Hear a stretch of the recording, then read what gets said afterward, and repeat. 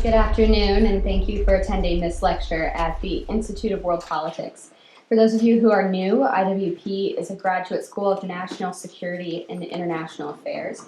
We have 5 master's degree programs, 18 certificates of study, and a new doctoral program. If you're interested in learning more about us, please feel free to speak to one of our staff at the conclusion of this event. We ask that you please take a moment to turn off your cell phones for the duration of this event. Our speaker today is Mr. Michael Maibach. He is a seasoned professional in global business diplomacy. Today, he serves on several nonprofit boards, including the Witherspoon Institute, the James Wilson Institute, and the IWP Board of Advisors. He's a 2014 IWP graduate. In 1983, Mr. Maibach was hired by the founders of the Intel Corporation. His first role at Intel was to serve as personal assistant to one of Intel's co-founders, Dr. Robert Noyce.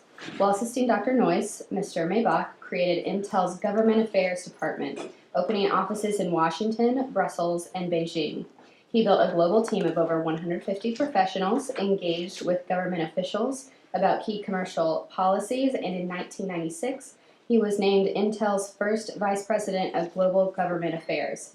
Among his many activities, Mr. Maibach testified before the U.S. Congress on 17 occasions on issues such as tax, trade, and technology. He left Intel in 2001 after the company's founders had departed. Today, Mr. Maibach will share the key principles that guided Intel's business diplomacy during his 18 years at the firm, and he'll share a few stories about his experiences inside Intel as well as within the government. Then, at the conclusion of his talk, Mr. Maibach will welcome your questions. Please join me in welcoming Mr. Maibach. Thank you and welcome. Thank you very much for coming. Appreciate it. It's an honor to be here. I love coming back to IWP, and I recommend it for those that want to go to graduate school here or have friends that want to advance their studies. What we're going to do today is deliver what would be a lecture I developed for a college class at Bradley University and then in a think tank up in Harvard earlier this year. So it's about 50 minutes in length, so it's a lecture. It's not shorter, and then we'll have about 30-40 minutes for questions, but if there's something burning you want to ask in the middle of this, you're welcome to do so. I give some overview thoughts, and then I have 10 stories for you, and everybody likes stories. So with that, we're going to get started. In my career, I worked at Caterpillar for 7 years, and Intel for 18, Siebel for 6 months, which is I have a whole lecture just on that experience, and then 10 years as president of the European American Business Council. But for today, we're just going to look at Intel. Now, the term lobbyist is debated a bit. It's like, why is Indiana the Hoosier state? But some people say it's because in Westminster Palace in the 19th century, the members of Parliament and members of House of Lords, the peers, would meet in the lobby before and after parliamentary sessions and lobby each other, if you will, in the lobby. Others would say it was started because U.S. Grant used to have a drink after work across the street from the White House at the lobby of the Willard Hotel. As you know, in those days, hotels always had a bar, and he used to drink there, but he stopped drinking, and his friend asked him why you don't come by, and he didn't stop drinking, he stopped drinking there, and the friend asked him why he stopped coming to the lobby, and he said because of all the lobbyists, because the railroad and steel interest had found out that he hung out there, and so they were lobbying him all the time. There you go. Now, at Intel, we had a public policy style, and one of my colleagues used to work with me is here today, so he can attest to some of this stuff. And I just had one rule of ethical training for my staff, and that is don't say or do anything that you wouldn't want to see on the front page of the newspaper that Andy Grove would read, which was one of our CEOs. So that was our ethics training. We had a mindset. When I first got to Intel my first week, Dick Boucher, one of our vice presidents, sat down with me, a wonderful man. He's retired in Monterey, California now. And he said, now, you're opening our government affairs department, and but we don't want you to become a Washingtonian kind of operator. In other words, one of them. We want you to consider this to be missionary work. We want you to be in Washington, but not a part of Washington. The whole idea is not to take people golfing, in those days you could, and to the theater and be a la-di-da. The whole thing is to get things done for the Intel Corporation, for industry. Our mindset was to engender a results orientation, to get things accomplished. Always focus on doing things that were purposeful as opposed to activity. And Intel, we didn't like activity, we liked purpose. Our focus was always on things that affected Intel or our industry or our host communities. So you find today in Silicon Valley lots of CEOs, to my chagrin, I guess I'd say, they have opinions about all kinds of things. Now at Intel, we didn't have opinions on the Panama Canal or all kinds of social issues that now they do. We just talked about our technology, our products, and our customers. Everything else was somebody else's business. Our focus was on policies of maximum return. We wanted to do a few things, do them well, and to do them with high impact. So let's get into the Japanese semiconductor market, which was completely closed because it's the second largest market in the world for semiconductors. And then later on, how do you get China and the WTO and get them to follow rules, which they still don't follow, but we did get them into the WTO for better or for worse. Credibility, we always based Intel and industry expertise and technology expertise on as the basis of our arguments. Not our opinions, but how things work in the real world. People that started Intel and ran the company actually made things and they had to work. Matter of fact, the hardest thing and most expensive thing in the world to make is a computer chip. It costs about $5 billion per factory. So it's very hard to make. One speck of dust on a chip would render the chip unusable. And so they're very meticulous about results and high impact results. On messaging, we would try to use line managers as content experts. So if we had a tax issue, we'd want our vice president of tax to testify and not me all the time. I had my own lobby laws that are sort of similar. I'll just mention them. Always tell the truth, always. That way you don't have to remember what you said, right?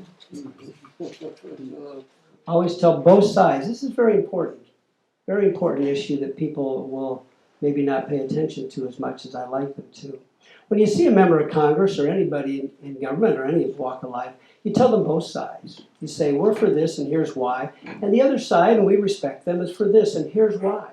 Here's their best argument and here's our answer. It does a few things. One, it shows that you're not afraid of the other side. Number two, it shows, hello, John, that you're very confident of yourself. But number three, it also treats them with respect in terms of making sure they don't feel they don't have both sides. Also, when the other side comes in, they won't do this very often, but you've already answered their best arguments with yours, and that'll be in mind. So this is a very wise thing to do. Be respectful and gracious, of course. The front page test I told you about, which is my ethics test was don't do anything you don't want on the front page of the newspaper. Never threaten, but always make clear what's at stake. Senator, if this market isn't open, we probably have 300 people that can't have their jobs in Oregon anymore because that's where we make the product and they can't sell it to that country. We had problems like that. One company is a special interest, 3 companies are an industry. So if I'm from Ford and I go in to see the U.S. Senator from Michigan, as soon as I leave, he's going to say to his staff, or she, call Chrysler and GM and find out what they think about this issue, right? So the smart lobbyists will take their competitors into the office with them so that the congressman or senator already knows what the whole sector at least believes.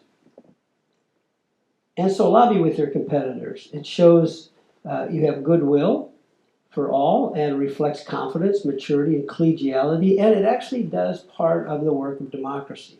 Members of Congress have to figure out what do the unions want, what do consumers want, what do foreign countries want, what do the companies want, on and on. They've got to aggregate all of that into yes or no on legislation or amendments, etc. And the more you can show a unified industry as opposed to a disaggregated industry, the more that you have done part of the work of democracy for them, and that's very valuable. And finally, I always like to tell my employees, talk about the country, not our company, please. Nobody dies for the company, they die for the country, right? People don't run for Congress because they want to help Intel. That's not their slogan. They run for Congress, they want to help the United States of America. It helps our company, you say it helps our company, but I'm here to talk about why this is good for our country. Right? Okay, so the hard work of lobbying. I think the best way to think about it is that for every hour you listen to a symphony orchestra, think about how many hours they rehearse. I used to tell people that when I was at Intel, I spent about 25% of my time in company meetings and 25% of my time talking to people in government. The other 50, of course, was golf or tennis, depends on the time of year. Actually, the other 50% of the time were in trade association meetings. I mean, all day, every day, you go from this one to this one, the U.S. Chamber to NAM to the Semiconductor Industry Association, on and on and on. Depends on the issues, et cetera, and the associations. But that's where the hard work of lobbying gets done, because that's where one company becomes 10 companies, 20, 40, 60, whatever the number is. And then finally, when the companies get before government, you've already rehearsed who is going to say what are the messages, who are the key people we're going to see, what CEO is going to testify, who's going to do the ad campaign, whatever is involved in the campaign, you really want to have all that laid out. And so your colleagues around the table get to know each other. So your best friends are all your customers and competitive members of the industry. So industry was started in July of 1968. It was started by 4 men. On the left, Les Vedez. Les left Hungary at night, walked out of Hungary 1956, to escape the communists, and into Austria and got to the United States and eventually to Intel. And the picture of the 3 men, the one with the mustache, Andy Grove, who died 2 years ago, a wonderful man, he also escaped from across the same field into Austria, got to New York City with the clothes on his back and $20 in his pocket, got a bachelor's degree at City College in New York, got a PhD in chemical engineering at Berkeley in California, and then the 2 co-founders of Intel, Robert Noyce in the middle there, was the inventor of the integrated circuit. So we had the vacuum tube, and then in the 40s, 1947, the Bell Labs, 3 men, invented the transistor. So you went from the hot glass, fragile, one switch inside of a glass tube to one switch inside of the solid state. That's where the transistor became the solid state, and therefore could be in satellite or in a transistor radio because of that. And then the integrated circuit was actually many switches on a substrate, which was, Noyce chose silicon, and that was the secret. And that's why they call it Silicon Valley and not Germanium Valley or Vinyl Valley or something. And I was his assistant for 4 years. When I got hired by Intel, they made me his assistant.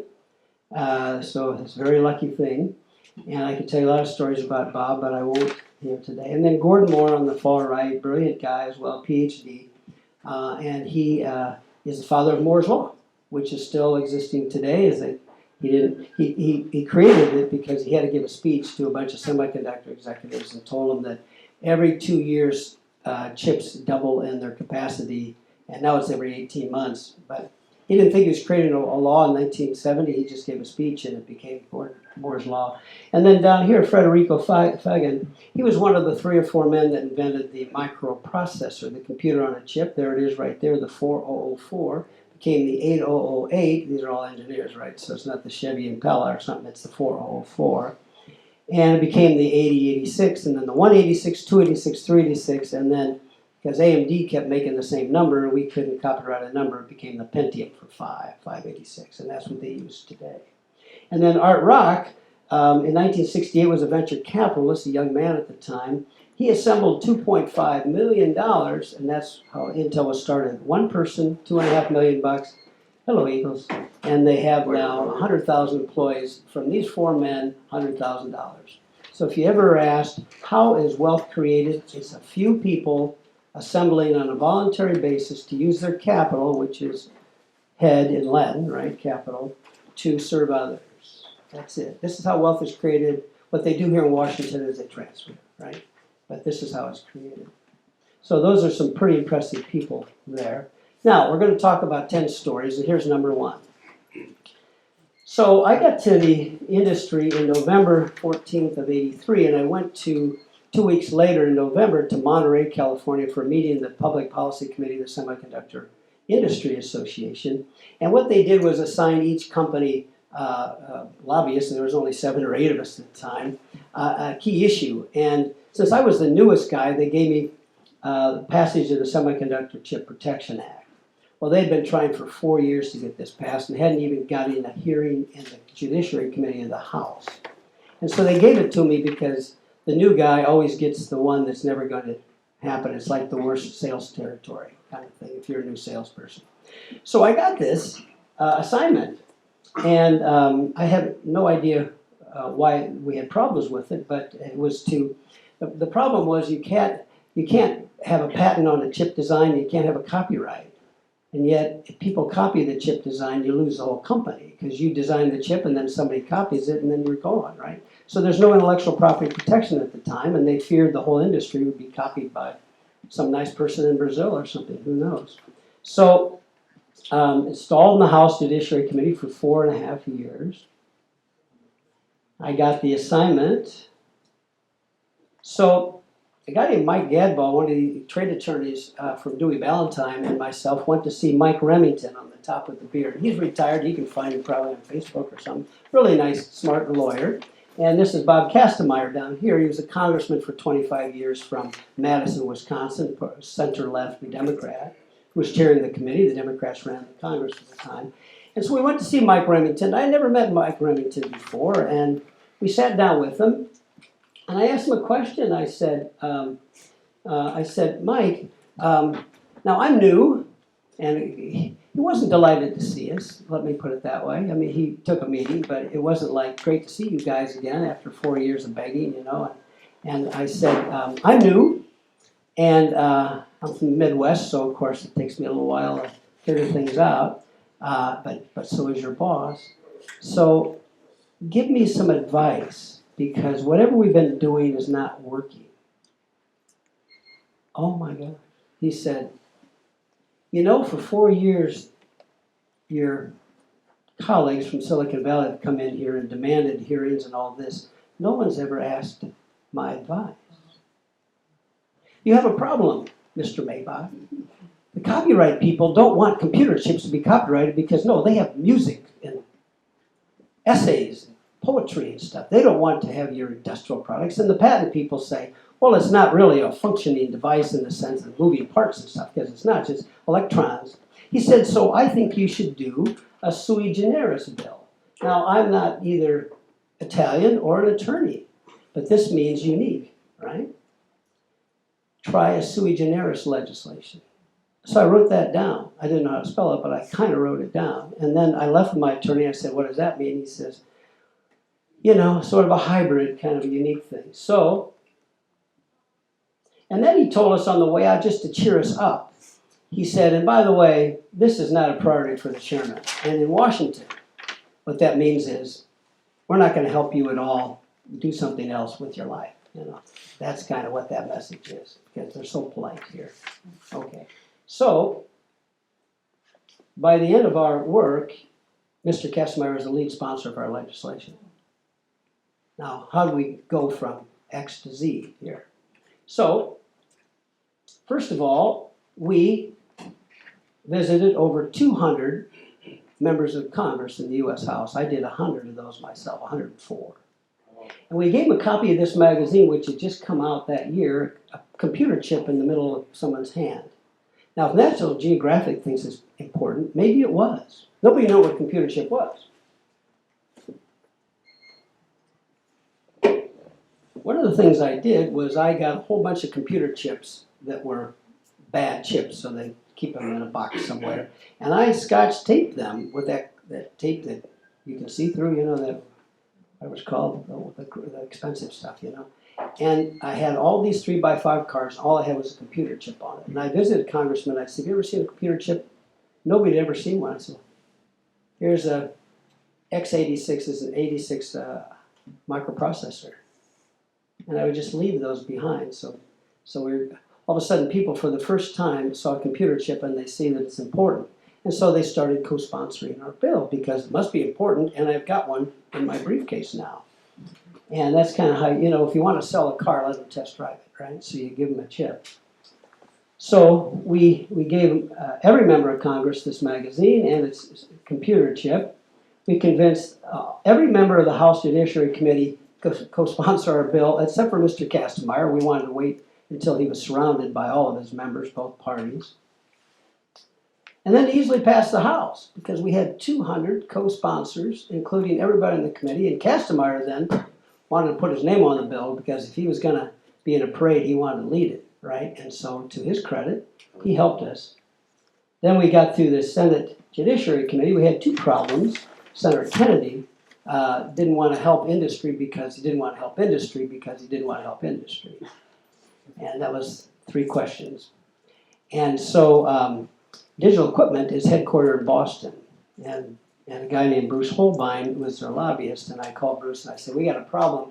Senator Kennedy, who's the ranking Democrat on the House or the Senate Judiciary Committee, doesn't want to help us with this bill and he wants to slow it down.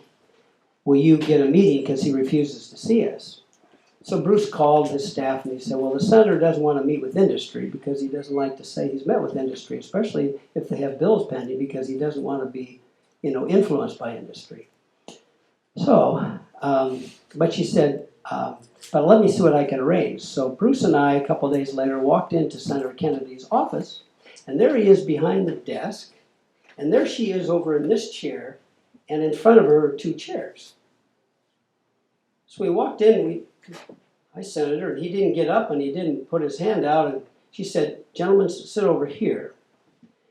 And she said, so tell me about your bill. And so we told her about the bill, and then she asked us some questions. She said, just a minute, and then she said to the senator, Senator, some members of industry have been here today, and here they've got some concerns about legislation, they want your help, etc. And they have a question about whether or not you'd be open to helping it, blah, blah, blah. And then he would give her the answer. And then she said, I've talked to the senator today, and here's his thoughts. And without belaboring this went on for 25 minutes, like this. And then she said, thank you for coming to see us. I'll report all of this to the senator. And then we left. And he supported us. Okay, so it's just a story, but it's a true story. The other problem was, we got down to the first week of October, and the bill had passed out of the Senate Judiciary, and we had another week to pass the Senate. And if it got past the Senate, it was going to go to the White House, and Mr. Reagan had told us he was going to sign it. But the chief counsel of the Senate Judiciary Committee, I'll think of his name one of these days, said to us, I just don't have time to write the staff report, because they got to write a detailed staff report of the history and the bill and all this stuff and what the committee is doing, because that becomes the legal record of the committee before it goes to vote in the Senate, etc. Well, so we hired Tom Sussman, who's a retired attorney now from Ropes and Gray in Boston, another Boston connection, who used to be the general counsel of the committee and had that job. And we said to the general counsel, if we get somebody to write it for you and give it to you on a disc, would you consider it? He said, I would. So Tom Sussman wrote the committee report. We gave it to him on a floppy disk on blank white paper. The staffer read it and said, this is pretty good. And that became the committee report, and we got a vote on October 7th, I think it was, and the president signed it. So within 11 months, we got it passed. All right. So the point is that if you just ask advice, you might get somewhere. And then, of course, you have to give out 200 magazines or 365 magazines. Okay, so the president signed it. Okay, let's talk about Japan here for a few minutes. MITI was formed after the Second World War. This is Ministry of International Trade and Industry. It had been the Defense Department of Japan. It had been the War Department of Japan. It became the Commercial War Department of Japan. And Japan was the #2 semiconductor market, and this was 1983, 4, 5, 6 period that I'm talking about now. And they had quite an industrial policy on everything. Television, ships, aluminum, you name it. everything. They're just like their flag, everybody around one table, no antitrust laws to speak of. And their industrial policy for semiconductors was very high tariffs. I think it was 20% or something at one point. The domestic market was divided up at meetings. So all the producers of DRAMs or SRAMs or processors or whatever would sit around and divide up the market. You make this, you make that, etc. Let's agree on prices. Who are we going to dump chips on? What country next? All this stuff. Strict import controls. They had a law. We used to carry around a copy of it with a translation in English. Foreign semiconductors cannot have more than 10% of the Japanese market. So we have export controls here. They had import controls. If somebody wanted to buy a foreign semiconductor, they had to submit it to MITI, and they had to make sure it wasn't over the 10% of the total market. But they would first pass that order around to everybody that made the same product in Japan to see if they could fill it, and they could see the quantity and the price that we were going to charge. So they knew not only our pricing and our customers, but they were in effect giving our customers through this system. So it was impossible to sell there. And foreign manufacturing plants weren't allowed. If Intel wanted to put a plant in Japan, sorry, it's illegal. You're not a Japanese company. Now, we think nothing of this over here, but that was their law there. And purchases of Japanese companies were illegal as well. You couldn't buy Toshiba if you had all the money in the world. And they had a keiretsu structure, which is, I don't know if you know the keiretsu structure, but it's the Mitsubishi Heavy Industries, the Mitsubishi Elevators, Mitsubishi Cars, etc., Mitsubishi Semiconductors. And they had a Mitsubishi Bank, and they had a Mitsubishi Sogoshoshi, which is a trade company, etc. So they had every antitrust law in the United States was broken just as a matter of practice over there. It just was one island, one economy. And what was happening is, because they were the second largest market in the world and they were dumping lots of products for half the price of the product, etc., our market share was going down quickly. That's the yellow thing going south there. And this is the semiconductor equipment, the people that make the materials and equipment to make chips. Our foreign market share, our market share was going down as Japanese. So when you see these trends, you call a surgeon and say, I need an operation.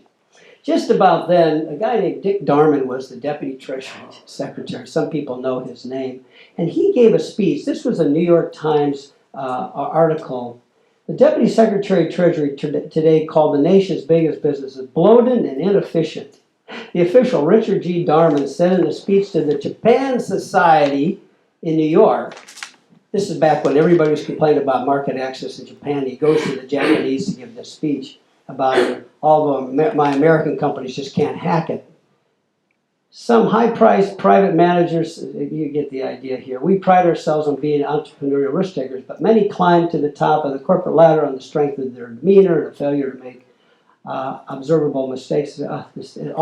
Just completely disrespectful of all industrialists in this country. And about 7 minutes after Andy Grove read this article, or 7 seconds, he called me up and he said, I'm taking the red eye tonight from San Francisco Airport. I'll land at 6 tomorrow morning, and we're going right to Darman's office. I said, well, now, Andy, I think I need to call and get an appointment. He says, you can try. I'm going to be there in the lobby. This is Andy Grove, Mr. Escape from Hungary. So there he is. There's Darman. There's an airplane. So he got on that flight. So I called Darman's secretary that afternoon, and I said, now, ma'am, you don't know me, but my CEO, Andy Grove, was kind of famous by then. Intel and Microsoft were the Google and Facebook kind of companies, so everybody knew who Intel was. He's going to be landing tomorrow morning, and we're going to be in your lobby before 8 a.m., and he wants to see Mr. Darman about his speech in New York yesterday. Oh, but he has a very full calendar. He'll have to make an appointment. I said, ma'am, I'm just telling you, he's going to be there, and he wants to see him. Please tell Mr. Darman. Now, he can tell him no, but he has to think about this. Well, this is highly unusual. I said, I know my CEO is highly unusual, but so is the speech. I'll tell him. So we got there about 7:45 or something through the traffic and stuff. And there she was. I'd never met this woman. There she was. Took us up to see Dick Darman. He's no longer with us. Good guy. Walks into this huge office, bigger than this. The deputy secretary of treasury is a very big office. You could use it for your, I don't know, maybe a billiards match or something. It was very big. And he walked up and tried to shake Grove's hand. Grove immediately went to the chair, wouldn't shake his hand. Darman sat down in the chair across from him with his leather arms. Andy Grove said, where I come from, what I would say about your speech yesterday is that you were consorting with the enemy. And if you'd had the guts to come to Silicon Valley and give that speech, I would think differently of you, sir, but you went to the Japan Society to talk about American executives. I don't golf, I don't play tennis, I don't take long vacations. We work night and day, and we've created a company that's very successful around the world. And Japan's a closed market. But you don't give a flip about that. You don't have any respect for people that actually create things in this country. And I flew all the way here just to tell you how low regard I have for you and how upset I am about your remarks, sir. And Darman is gripping his chair because I took a lot of the edge off this thing because I don't have a Hungarian accent. To which he said, I've never been spoken like this before in my career. To which Grove said, well, it's about time. I've never read such a speech either. So we're 1 for 1. That's what I came to tell you, sir. Think about it. Come to Silicon Valley if you've got the courage to do so. Got up and walked out. And of course, I had to run after him. We got a taxi, and I took him back to Dulles. He got the next flight. He came for that meeting. That was it. I get back to my office. The phone rings. It's Darman. Now, Dick and I just had met in the morning, and we weren't close friends by then. He said, that was quite a meeting. I said, yeah. And he said, message received. I want you to do a favor for me. I want you to arrange for me to give a speech to the American Electronics Association. So I want to amend my remarks because I know you guys are competitive. And I did. And then I was there in the front row. And I heard the speech. It was very different than the New York speech. And we're going to open markets and all this stuff. It was just like, it was like we had a convert here. And then at the end of the speech, he came down and he said, and he had a copy of the speech, he said, you get this to Dr. Grove and you tell him I'm going to work on this. So I sent a copy of the speech to Grove. Grove was very happy. So we got a trade agreement signed with the Japanese. Now, the trade agreement says we had a dumping case, we had a 301 case, which is a 301 of the Trade Act of the United States, which is the whole island is unfair. The whole economy is unfair. We formed a semiconductor industry Washington group, which I chaired for a dozen years, created a semiconductor congressional support group of about 40 members of Congress that all had plants from our industry in their states or their districts. We convinced 160 congressmen to write the U.S. Trade Rep, which was Clayton Yiter on the left, and that's Mac Baldridge, Secretary of Commerce, on the right. And when we had reached about 100 letters, and every time a congressman writes a letter to the U.S. Trade Rep, somebody on his staff has to write a thoughtful letter back, not a form letter. You send a form letter to a member of Congress, you get a different kind of letter, right? It has to be, dear Congressman, you wrote me on such and such a date, and this is the point you raised, and here's what we think about it. It has to be specific. So after about 100 and some letters, Clayton Yiter called Alan Wolf, who was a former U.S. Trade Rep under Jimmy Carter, was one of our outside counsel, and he said, okay, we got the idea, you can cut off the letters. So Alan called me and said, okay, he's got 100 letters. I think our message received. I said, let's do 60 more, which we did, because I wanted him really to know how much we cared about getting a trade agreement with Japan. Because in Washington, it's sort of, you need a lot of encouragement. So we got a whole bunch of CEOs often, over and over and over again to meet in Washington. I mean, we could do a whole speech just on this. White House met with the president, et cetera, Secretary Shultz. Secretary Shultz is a big free trader. I'm sure he hates all the tariff stuff that Mr. Trump is doing right now. We went in And I was at the meeting. We had a little 3-wing binder for him. And when we got to the page that showed U.S. market access, semiconductor access, or market share in every market in the world, Latin America, Europe, Africa, United States, etc. We had 50 to 80% of every market in the world except Japan, 10%. And he was astounded. He really thought, well, you're competitive in your own market, but the Japanese probably beat you in most markets. But instead, only in their own market did they have 90%. Everywhere else, we knocked their socks off. He ripped that out. He folded it up and said, I'm on my way after this meeting to a meeting in the White House. I'm going to show the president this. And I think that chart, and George Shultz, Mr. Free Trader, is the one that got the president to support our trade agreement. So we got a trade agreement, and it says foreign, not just U.S., but foreign companies will have 20% of the Japanese market. Now, that's a side letter. It's not in the formal agreement. But the reason we put that in is because the Japanese had a law that said 10%, and we thought if we got to 20, we could break that monopoly, because they have to have enough relationships built up with them.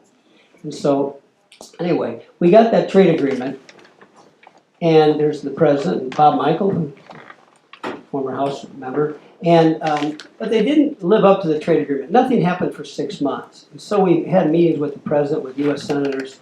U.S. senators went in to see the president and said, we need to shake this thing up. And so in April of 1987, Mr. Reagan hit the Japanese with $100 million in sanctions. It's the only time since the Second World War there's been U.S. trade sanctions against Japan, to this day. And that was the Time magazine cover in response to that, which is the U.S. gets tough with Japan. Now I have that cover framed because we caused that.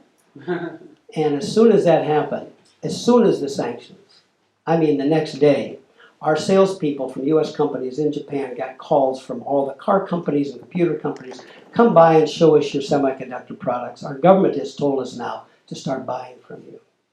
And today the Americans have 40-some% of that market. So, anyway, I'm not going to go through a lot of this because I'm going to run out of time. The next thing we wanted to do was an offense. The defense is to open the markets and to stop the dumping. But we wanted to do something here.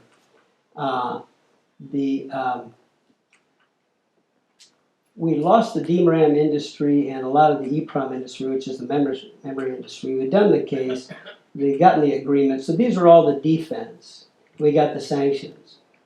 But the offense was to get 14 semiconductor companies, $100 million a year from them, and $100 million from DARPA, which is Defense Advanced Research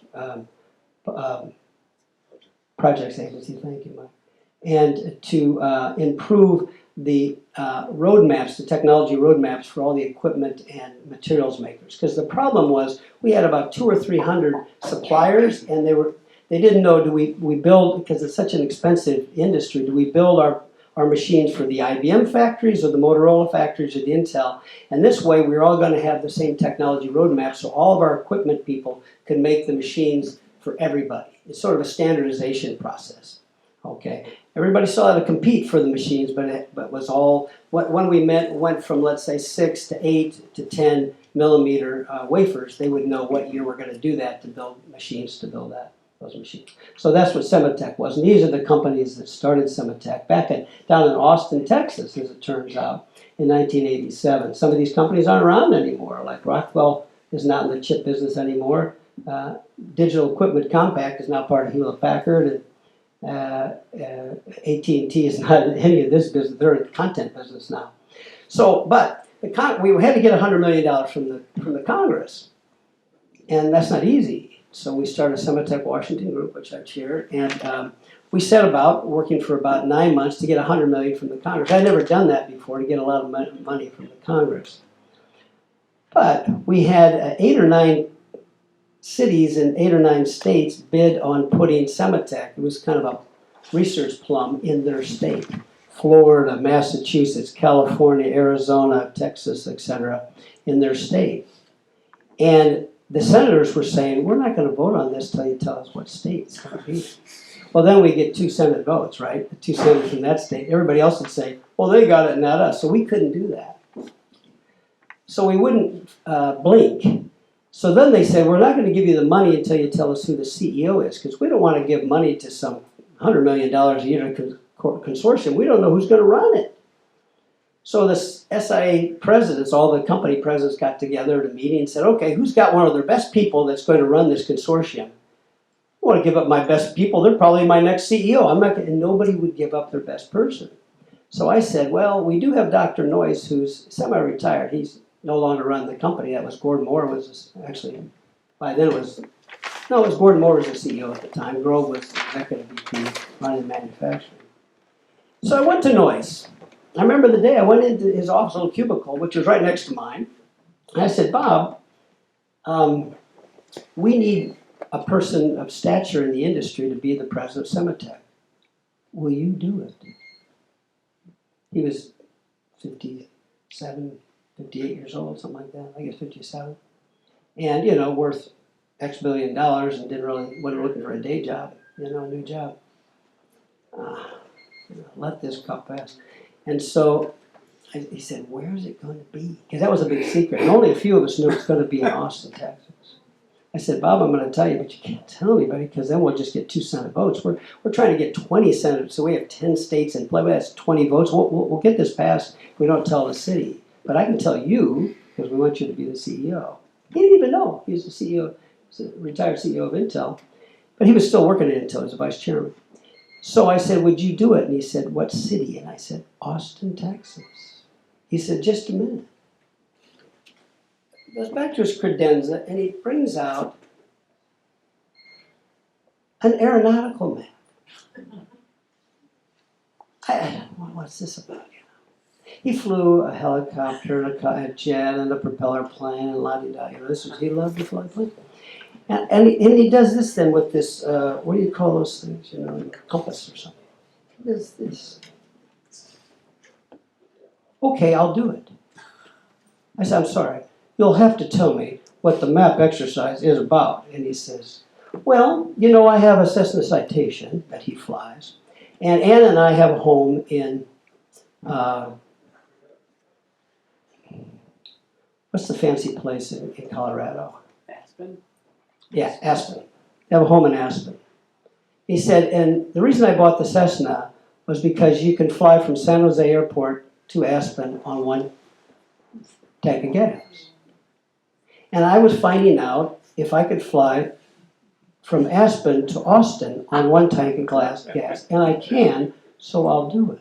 But I'm not going to refuel because on the weekends we're going back to Aspen. We're not going to be in Austin on the weekend. Okay.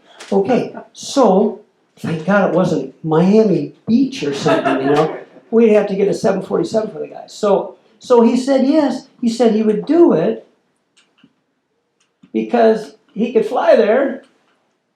But he said the other thing is, we're asking $100 million, and I don't want to be the mohair industry. And I don't know much about mohair, but apparently during World War I, they had subsidies because all the uniforms of the troops were made out of mohair. And probably to this day, that industry gets some sort of subsidy. He said, so if I'm going to be the president of this thing and I testify before Congress, I'm going to tell the Congress, after 10 years, cut us off.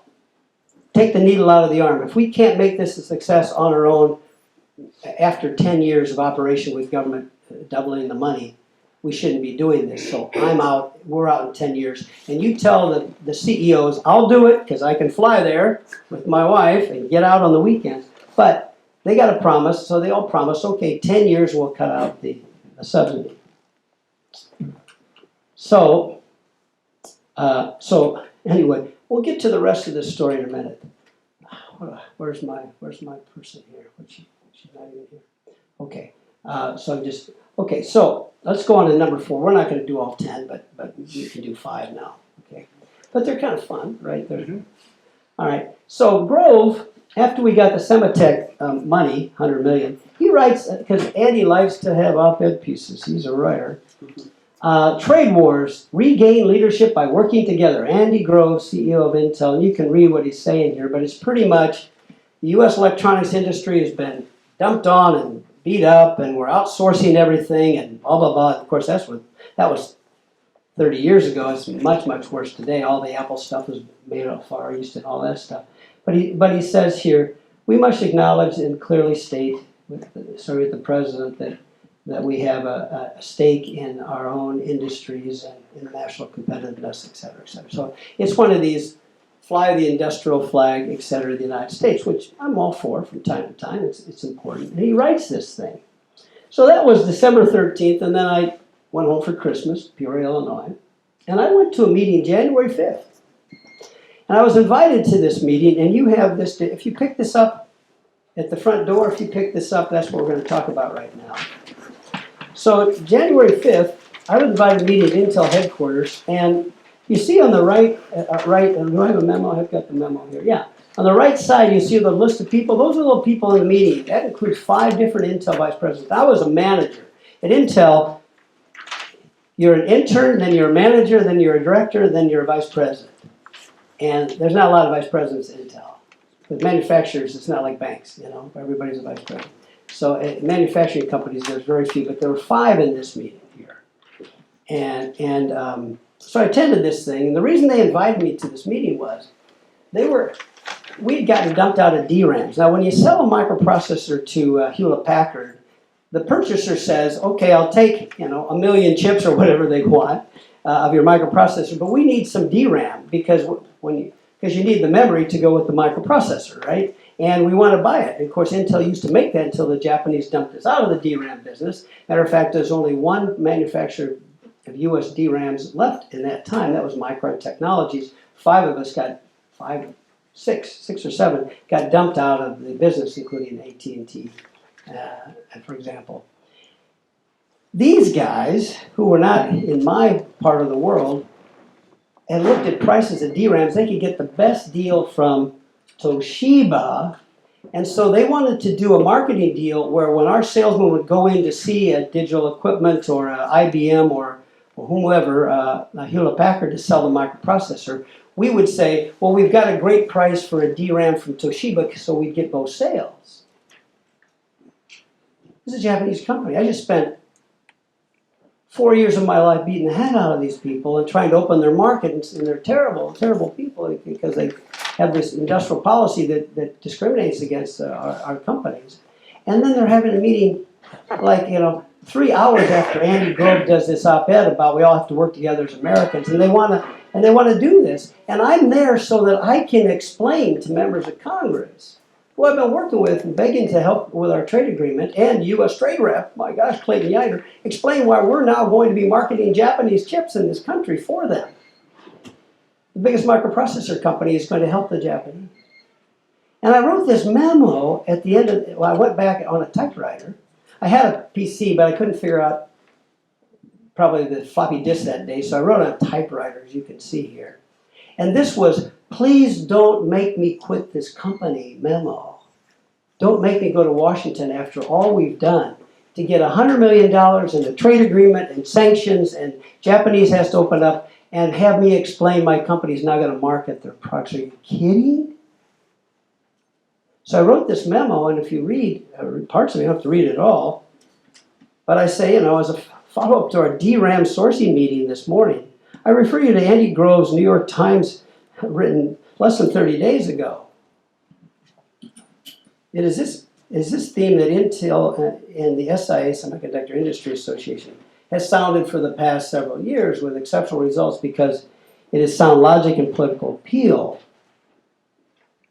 How can we as a company say these things to a national audience just last month, and then quietly walk into Commerce Department this month with plans for sale of Japanese DRAMs through our hard-earned distribution channels? The U.S. government today is our business partner at our instigation. They need us to bolster their relationship with increased sales. They need us to bolster that relationship with increased sales to Japan, with SEMATECH, and with strategic alliances like the TI Intel ASICs deal, which was another deal we did with Texas Instruments.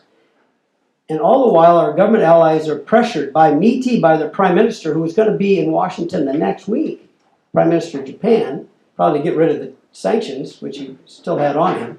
And many of our U.S. customers want to gut the fair market value, this is the dumping regime, ignore market access issues, and allow the laser beam approach of Japan, that's what they call it, to continue apace. We need to weigh in the benefits of the SIA-U.S. government alliance, anti-dumping successes we finally had, and possible future battles with the trade adversaries against the benefits of a DRAM alliance. And he calls for a new vision of competitive behavior. That's in the essay. What is new about feeding the sharks? Now, you don't use that kind of language very often in company memos, because that's pretty cheeky, but that's how I felt. So I said, years ago, when I first got to Intel in 1983, IBM bought 20% of Intel because we were having problems. And we were their microprocessor supplier to their PC business. They didn't want us to fail. So they bought 20% of our stock. They also didn't want the Japanese to buy Intel. And that made our success possible. That was creative and effective. Perhaps we should buy 20% of Micron, the only DRAM maker in the U.S. left up in Boise, Idaho, stock, and announce in our angry and short-sighted critics that we have done to help Micron double their DRAM production over the next 5 years. Now that would be a new vision. That would be making a commitment to our ideals, and that would embolden our friends in government whose resolve is just now melting. Now I didn't send this to Andy because he wasn't in the meeting. I sent it to all these people, including 5 vice presidents. One of them gave it to Grove. Grove called me up. And he said, I'm so proud of you. I'm convening that group tomorrow at 8 a.m. Be there. 5 of his vice presidents, including his sales VP and his manufacturing VP. All these people are planning this with Toshiba for months and months, talks I didn't know about. And he said, we're going to buy Micron stock. We're going to sell Micron DRAMs all over the world. We're going to do this deal because of what we've been through the last few, which I just reiterated. And so the headline or the story in the Idaho Statesman 3 months later was, Micron Intel signed major deal, benefits to Boise and nation see because of that memo. I'm not trying to boast, but that was one of my most proud days because Andy Grove understood what my colleagues didn't because they were in the business of selling chips, not in the business of what I was doing. And so from the essay to the memo to the deal was very different than the way it was heading. Now, maybe one last story and then, is it 5 o'clock now? And, yeah. So we've got 30 minutes to go. So one last story, but I'm not going to tell you that one, though. I'll tell you a better story. So Intel, 10 years later, remember Noyce, 10 years and we're out on the subsidy. Well, 1997, so by then Craig Barrett, who had been head of manufacturing in 1987 probably or something, was the CEO of Intel. And I walked in to see him early in 97 and I said, by the way, we haven't talked about this, but here's Bob's testimony, Bob Noyce's testimony from 1987. He promised the Senate Commerce Committee that we would take this money for 10 years and then we would be independent. And Barrett didn't know about this. He was the chairman of the SEMATECH board. And there were a dozen companies on SEMATECH all giving money, adding up to $100 million a year. And Intel was the #1 giver because we were the biggest company in the business. And he said, he thought about it, he said, if Bob made this promise, who was deceased by then, Bob died in 1990, he died 3 years later. He said, if Bob made this promise, we'll have to pursue this. So about 2 weeks later, he was in Austin for a SEMATECH board meeting, and he showed him the testimony. He said, probably most of us around the room didn't know that 10 years ago, our first president here at SEMATECH promised that 10 years from when we got the money, we would stop that and be on our own. In which ensued a huge debate among these CEOs of these companies, about half of whom wanted to keep taking the money. Of course. Because it's human nature, right? 100 million is 100 million is 100 million. And the Congress loved this program. They loved it. And so Dr. Barrett, to make a short story here, he's retired in Arizona, and I hope he doesn't hear this speech, but he said, Intel will only continue if we can keep our word. So you decide. Well, if Intel left SEMATECH, that's pretty bad for SEMATECH. So the board agreed to this. And then I started informing key members of Congress and administration, and boy, some members of Congress really read me the riot act. You know, you're ungrateful and you should keep taking this money, and everybody, both parties are for this, etc.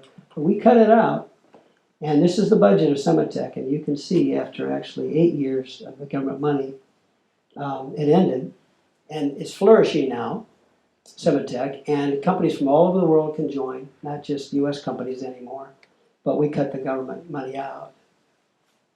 So with that, that's just 5 or 6 stories. We got a few more, but you have to tune in next time. So with that, I'll open for questions. Okay? Yes, sir. Yes. Right. Yeah. Thanks very much for all this. Like very engaging. But why? I think of George Sutherland's dictum: anyone who confuses government with business doesn't know the nature of either one. Yeah. If the government's putting money in and the government's picking winners and losers, then Yeah. the government has a stake in it. And if business is faltering, then there's this disposition of use discriminatory tariffs. Why did they? Maybe what I'm not finding is why did they take government money in the first place? Okay. Why did they invite So the government? question is, why would competitive companies or non-competitive companies take government money? Number one, none of the companies got money. They were giving money. They were matching the $100 million. Number two, this was an R&D roadmap company. So they were we had to pass the National Cooperative Research and Development Act to allow for antitrust protection of sharing technology roadmaps among these competitive companies. And the builders of the machines and the materials and the gases that we use to build semiconductors were all involved. They're engineers. What we're really doing is saying, let's agree on where the technology is going. See, about every 3 years they go to a shrink, which is more chips on a smaller die. And that's the alchemy of semiconductors, which is you get more and more power, less and less money, right? Because the chips are smaller and smaller and more powerful, and you get more and more layers, and on and on and on. So this was really a government subsidy and an industry subsidy of simply laying out technology roadmaps so companies could build their products to the roadmap. So it had nothing to do with competition. It had everything to do with making sure that companies knew which customer to build for. Because the companies had all been on different schedules. So Intel maybe would go from a 6 to an 8-inch wafer this year, but IBM 2 years later. And so these small companies didn't know which customer to build for. That's about the best I can do. But the companies were paying money into this, and it had nothing to do with who would buy or sell their products. So I'd be happy to maybe more fully discuss it. It's my mistake. I plunged in with a question. Can we just applaud you for that wonderful talk first? Okay.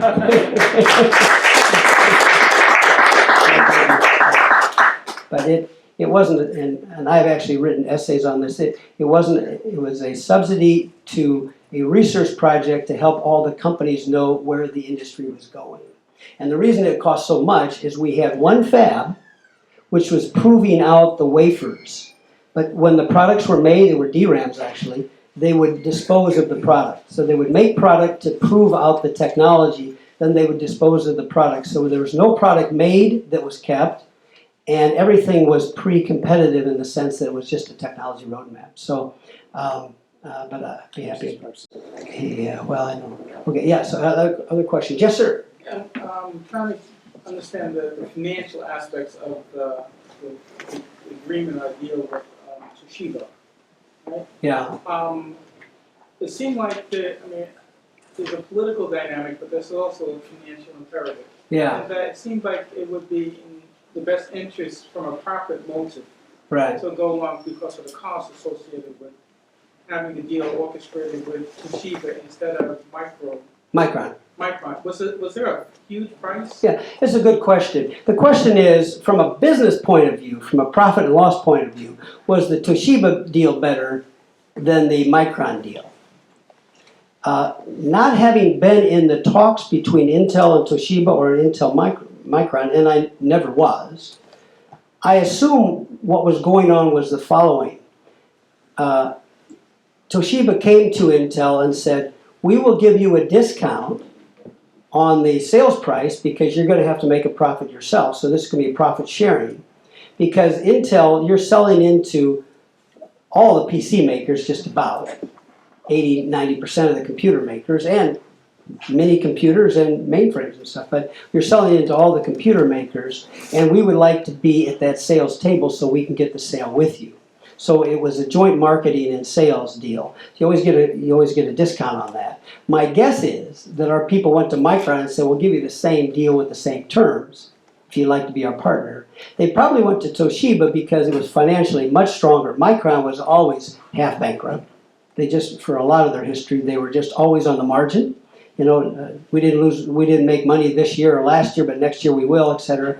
And they were much smaller, and so they were a dicier bet. And that's why I said in my memo, and buy their stock, that they have enough money to invest to be a good partner, and that's what we did.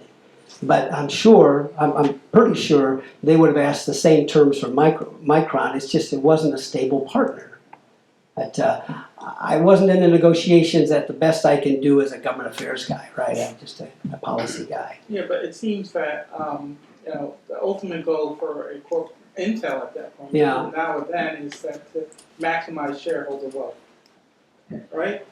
And I think that at this point in time back then, when these negotiations were happening, it seems like it was more altruistic in terms of. There's no altruism here. No, but yet, remember, countries exist. And Japan had a robust policy project to keep us out of their market. And we had spent years and years, by the time I got there, they had been working on this for several years, to get into that market. And it took a trade agreement. It took trade sanctions against Japan by the President of the United States to get them to even buy our products. And so there is a political imperative. It doesn't happen very often, and you don't like it in business. You want to have free markets and free people, etc. And everything should just be a transaction between two willing companies, right? But government was involved, and government was involved because the Japanese government was involved, and they wouldn't, I mean, I believe in laissez-faire, but there's nothing laissez, they don't even know how to spell laissez-faire in Japan, right? It just wasn't, it was industrial policy, capital I, capital P, right? So we had a political ally in our government to open up that market. That was the wrong time to start selling their products to our customers after we had spent a lot of time saying these guys are unfair. So, you know, that's what we deal with in government relations, is to discuss those. But we are a nation. We have a government, and it has to defend us. And if you're always just, whatever they do to us is fine, and I believe in free markets, the world doesn't always work very well for you that way. Any other questions? Yes, sir. Eagles. Eagles, good to see you again. Yeah, good to see you, Michael. Well, you might recall Bob Noyce was a member of the President's Commission on Industrial Competitiveness, where President Reagan and I had the honor of working as executive director of that, worked with Bob quite a bit. You're describing a period that somewhat resonates with today. It was a big battle between industrial policy types who said, well, America kind of needs to create its own MIDI, its own kind of government, industry, academic consortium, you know, to drive the economy. We had to deal with protectionists who said the way to deal with it is massive tariffs, you know, against Japan or Germany. Free enterprise types.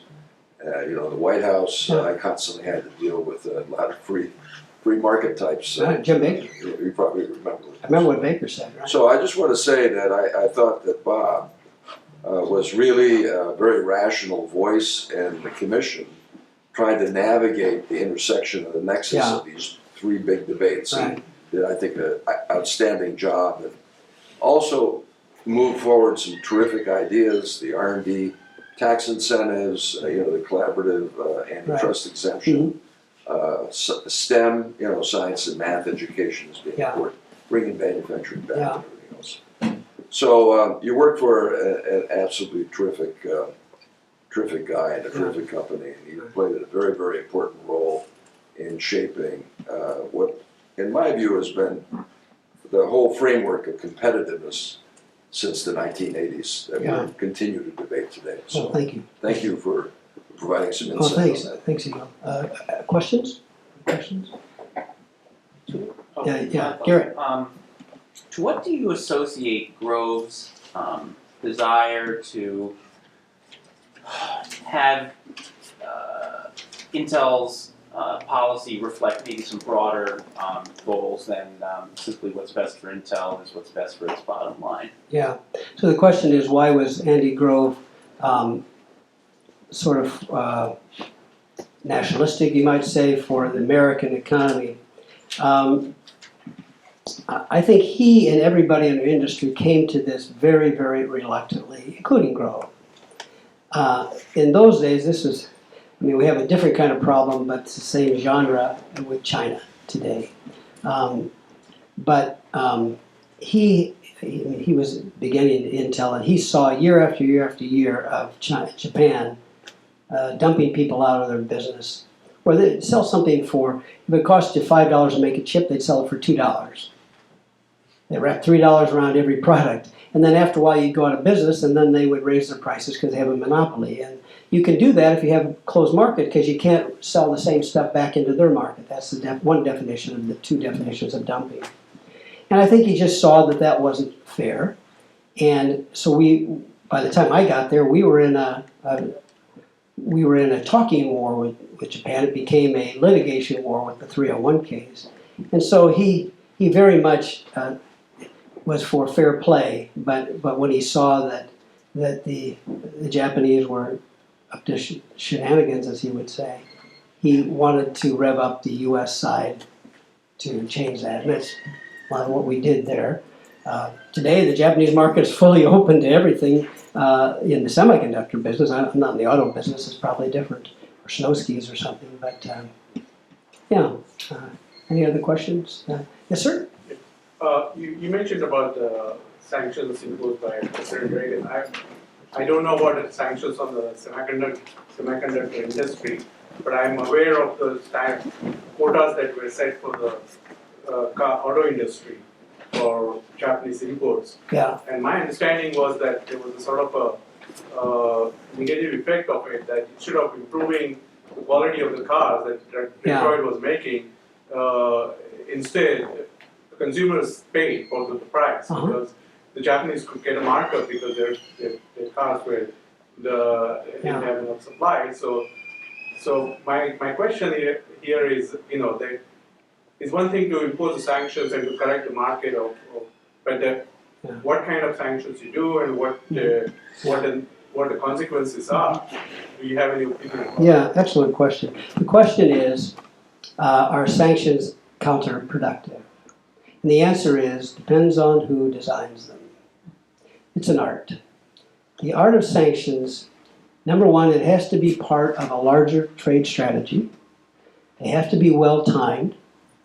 You have to have your allies politically lined up. You have to have them well briefed. And you have to select products that are easily replaced by other imports. So my guess, although I'd have to look at the record, in 1987, the $100 million was probably on things, let's say, I don't know, Japanese eel or something. Things that there are lots of other suppliers in the United States, so that no consumers here would even know that those sanctions exist. Like, for example, sanctions on red wine from Belgium. We could probably shut off all red wine from Belgium. That would hurt Belgium, but probably the French would fill it very easily, etc. So it just depends. But the sanctions were not on semiconductors. They were on consumer products and stuff that could be exchangeable or interchangeable with other imports and other domestic produced things. So there's an art to it. You have to know, you go through SIC codes, tariff codes, and trade codes, and you pick out things that have a lot of domestic and foreign stuff. That's what you do.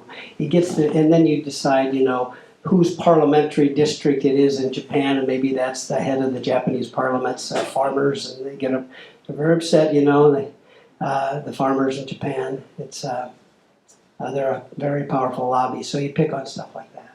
So it's an art. You can really hurt yourself, or you can really help yourself. And but they're a tool. You know what the president's doing right now with China? He's trying to get their attention for a trade negotiation and no kind of deal. He did it with Canada and Mexico. They all came to the table. So you got to know what you're doing, though. But I know the U.S. Trade Rep, Lighthizer, and I know other people in this administration. They know how to do this. But it's unfortunate. You don't want any of this. As business people, you just want markets, like this gentleman was asking. You know, you just want markets. You want prices, and you want competition. But because everybody has different antitrust laws, different intellectual property, different trade barriers and non-tariff barriers, the world is a difficult place. And there is no world government to take care of all this. So governments have to take care of it. You and then you. I was curious if you could talk about the relationship that Andy Grove had with Bill Gates from a business as well as a professional orientation and the whole Wintel type Okay, so the question is, back then we had the term Wintel. Anybody know what that is? Windows and Intel. That was the sometimes accused monopoly, because what happened was in '83, just as I arrived at Intel, IBM had decided they're going to get in the personal computer business. They were in the mainframe business, but Apple had come out with a PC. And we're starting to get the attention of the Big Blue, and Big Blue was very, very big, of course, and made most of the computers. So they wanted to build a personal computer.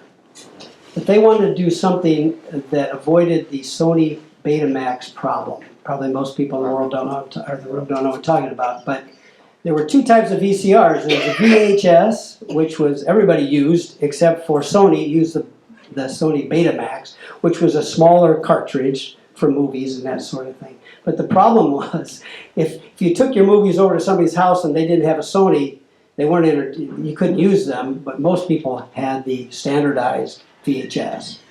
And so Sony actually went out of that business because they had a unfriendly or non-compatible design. So IBM wanted to have what we call open architecture. Sony Beta was closed architecture. Apple had a closed architecture. They had the Motorola chip and they had their own software, and they weren't going to let anybody second source it. So IBM saw that as a weakness, Steve Jobs, because Steve Jobs loves his stuff and he didn't want to share it. It's kind of, that's how it is. You gotta, in the technology business, you have to love your stuff and you want to share it. It's, you know, it's a multiplier effect, not the other way around. So they chose the microprocessor from Intel, and they chose Gates software, except Gates didn't have software, as I recall, so he went out and he bought it for $25,000, an operating system, from a guy on the coast there, San Luis Obispo or something, on the California coast, for $25,000, which was a lot of money in 1983, I guess. And so put those two, and then they said, Intel, you'll second source your microprocessor, and that way you won't have a monopoly on the chips. So, because of that, Intel and Microsoft really became the architecture of the PC industry, de facto. So every quarter, Gates, and this gets to your question, he asked about Gates and Grove. Every quarter, the CEO of Intel would meet with Bill Gates and go through a whole list of all their reports and say, here's a problem we have with Microsoft. And usually it was, we're about ready to launch the 286 or the 386, are you ready with the software? And even though they're both hard to do, the software guys are always behind that curve and always, you know, iterations of it, whereas you only get one chance to make a semiconductor, but they're always, you know, they're what do you call it, mistakes in the software. Bugs, thank you, he's been a software, but bugs. So anyway, so they would, a lot of their meetings were about aligning our launches so that we don't launch a new, you know, the Texas Instruments 386 PC, and then the software isn't there to put in the PC. So they'd talk about that and, you know, other things. But I think they had a very cordial relationship, but it was, I think it was, you know, there were difficult discussions because everybody has their own kingdom, and you know, they're building this wall and we're trying to build this dam, and it's just different timing. But I was never in those. I was in meetings with Andy and Bill Gates and many other CEOs because they'd come to Washington and lobby, and so I would see them interact. And I think they're very respectful and cordial. Gates is a very nice guy to be with. He's a lovely person. And Grove is a brilliant person as well. But their styles were completely different. Grove was always teaching the room, and Gates was always taking notes. Grove was always going to tell everybody how it all worked, and Gates wanted to listen. It was a different style. Yeah, yes, sir. Oh, yeah, sorry. You had a question back here. Is that helpful? Sure. Yeah. And thank you for the presentation. In strategizing, my question is, did you at any point approach the president directly in those days, and then extrapolating to today? How would you advise in terms of teaching someone to lobby, to strategize using the White House for any legislative change that needs to happen? What was the question? How would we? Did you approach the president directly? We're lobbyists today. I heard that part, but what was the second question? What was Oh, in terms for today, how would you teach a budding lobbyist Okay. to strategize? Okay, good, very good. Okay, so, yes, when I was at Intel, we met with every president from those 18 years on more than one occasion. So when you have CEOs from these big companies, they get to see the president. Not all the time, but they get to see him. And so, yes, I've been in many meetings with Clinton and Al Gore, when I knew Al Gore when he was in the Senate, actually. And so both Bushes and Reagan, I guess those were most of the presidents that I served while they were serving. I opened up the talk, if you were here, with lobbying rules, so I think they stand today. The one thing I've seen that's happened more and more that I think is really, and this was on one of my lessons I didn't get to, is counterproductive. Grove used to say, don't be clever. We have a lot of lobby shops now. So, for example, the daughter of a friend of mine is a lobbyist for Google, and she's one of their Republican lobbyists. And I will tell you, I really dislike this professionally. To have people on your staff, because you're a Democrat and a known Democrat, used to work for Dianne Feinstein or something, you will always lobby the Senate Democrats. And because you work for Paul Ryan and now you're on our staff, you'll only lobby House Republicans because they'll trust you. And what that does is that solidifies gridlock. And one of my stories that I tell here, and I'll tell it here, maybe this might be my last answer, but I'll try to get to this slide here. It's a good story. I think it's, yeah, here it is right here. Number 8 story. So we were trying to get an amendment to a trade legislation passed in, I think it was probably, let's say it was 1990, 92, I don't know. But Bill Thomas from Central Valley of California was the Ways and Means chairman, and that's where the trade bills go. And Bob Matsui was the ranking Democrat on the trade subcommittee. So he was a big deal in the trade world. We have a big plant, Intel did, 6,000 people in Folsom, which is in his district. And Bob is a wonderful guy.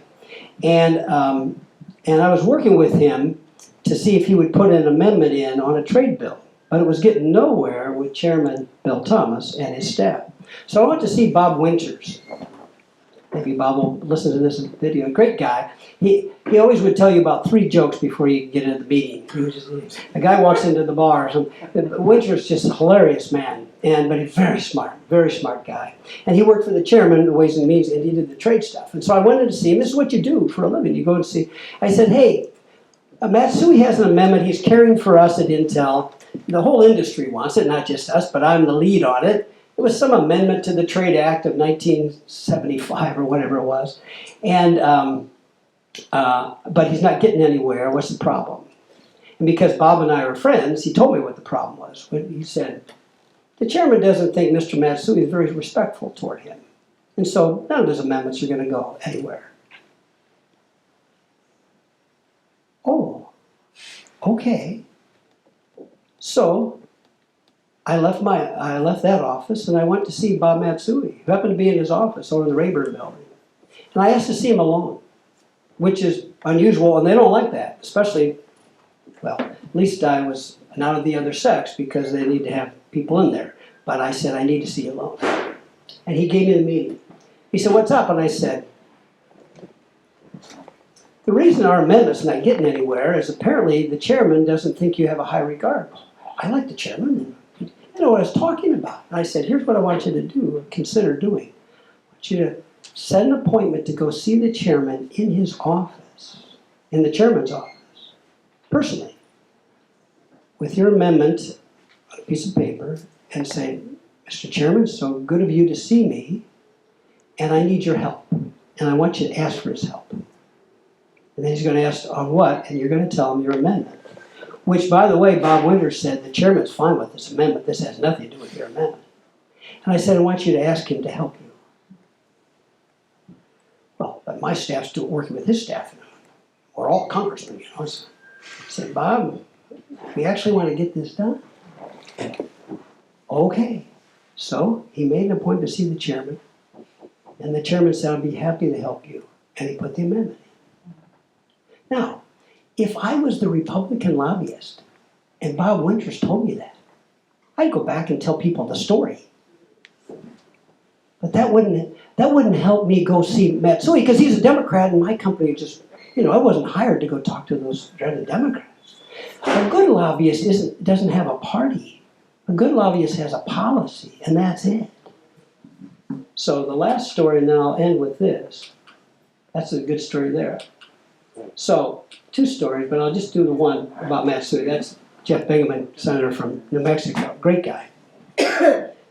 So in 1992, I ran for the United States Congress down in Silicon Valley. The voters obviously demanded I stay in private industry. But I took my Intel 3-month sabbatical, and I actually spent about 12 months on this. And you were in charge of the Washington office while this was happening. So the voters demanded I stay at Intel. So I get back to my Washington office after I'd done my 3-month sabbatical, and the primary was over, and there were 15 people in the primary, 8 Democrats, 2 independents, 5 Republicans, 3 independents, whatever it was. There were a bunch of us. It was quite a menagerie. And so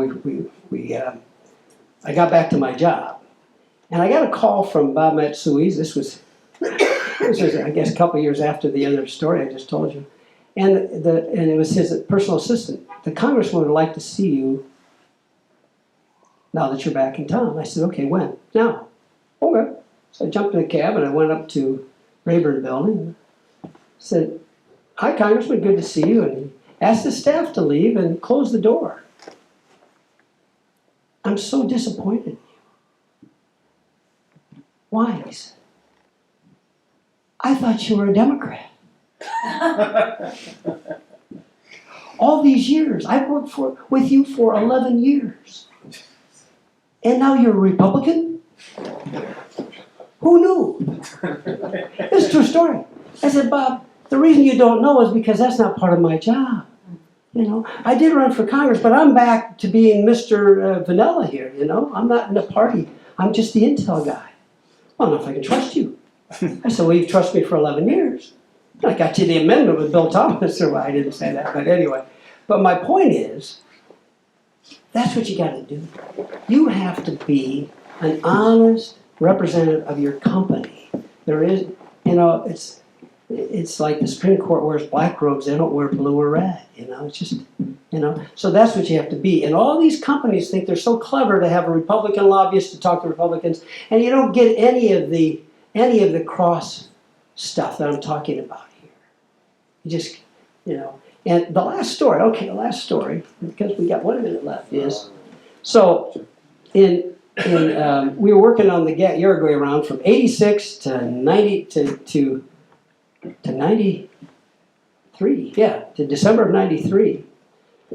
And we had a real problem because they were going to have a TRIPS agreement, which is trade-related intellectual property, a new code in the GATT, which is now WTO, on intellectual property, first time, and that was the Uruguay round, which was supposed to last 2 years, lasted 6.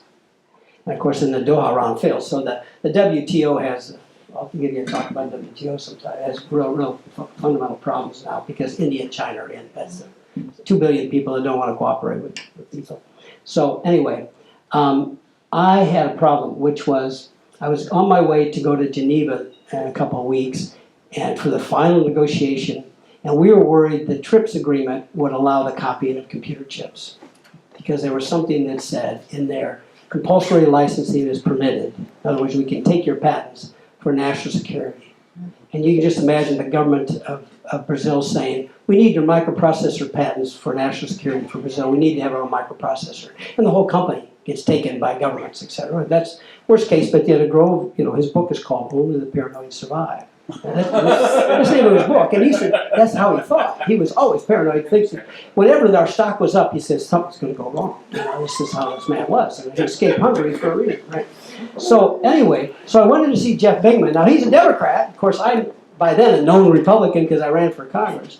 But we had 7,000 people in New Mexico, so I saw Jeff Bingaman and Pete Domenici a lot. There's two different parties. Those are the senators, but I could see him anytime I wanted because we're the largest employer in New Mexico.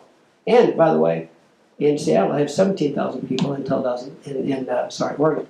Anyway, I went to see him and I said, Jeff, I got a real problem. Mickey Cantor, the U.S. trade rep, won't put a exception. You can't compulsory license semiconductors. That was the one phrase I wanted in there. I worked for 6 years on this, and he wasn't biting. Because he was going to help the pharmaceutical industry on one of their intellectual, and he can only get one bite of the apple with all the other countries and all this stuff. So I said, I want you to call Al Gore, because I know you're buddies because they used to be in the Senate together, and ask him to ask Mickey Cantor to protect the semiconductor industry. He said, okay. I'm in his office, two of us and his chief of staff. He picked up the phone. He dialed a certain number out. He had it there somewhere. Gore answers. Al, Jeff Bingaman, I got Maibach in the office here from Intel. Yeah. He needs, he explains that, he explained the whole thing the way I explained. He said, call Mickey and see if we can help the semiconductor guys. That's the kind of relationship you need, that he's going to do that. Right? So, but you earn that year after year after year of working with these people personally until they trust you because you give them both sides, because you're honest, because you work like crazy to support your policies, you explain when things fail, all the things. There's a million things you have to do in this business, but in the end, people either trust you or they don't trust you, right? That's why Bob Matsui said, I thought you were a Democrat. That's how much he trusted me. He thought I was on his team. And that's what you need. And that's why this Democrat called another Democrat to help this guy that ran for Congress. But it wasn't because I ran for Congress, because I was Intel, and that's his largest employer, and he wants to help his largest employer. That's how it works. So anyway, so there you go. Thank you very much.